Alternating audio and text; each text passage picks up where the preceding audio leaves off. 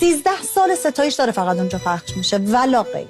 یعنی اخبار میگن، ستایشو نشون میدن، دوباره اخبار میرن، ستایش همین 13 سال. یعنی به خاطر کاراکتر ستایش نرگس. آره و بهش میگم ستایش خانوم. بهش میشناسنش همه، اصلا میپرستنش. خیلی خوب. تو عراق وسط سلیمانیه هر جا میری ستایش خانومو میشناسن و منو که میبینن بغلش مثلا اینجوریه که این چی میگه، این چرا با اینه، اصلا با این چیکار میکنه. متنفرن ازت تو عراق. اصلا ما مریض شدیم رفتیم بیمارستان، من و نرگس. 750 نفر بالا سر نرگس و خانم ستایش رو میخوایم مثلا براش نانژو کچه بزنیم دردش نیاد اوفش نشه و همه دورش بودن.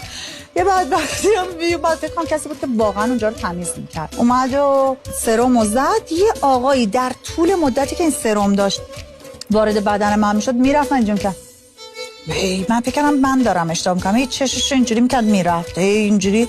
دکتر سایکم گفتم چیز شده، کاری کردم؟ گفت نه این طرفدار حشمت فردوسه.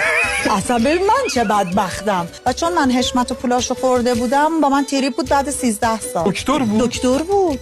و تو دکتری، تو باید خیلی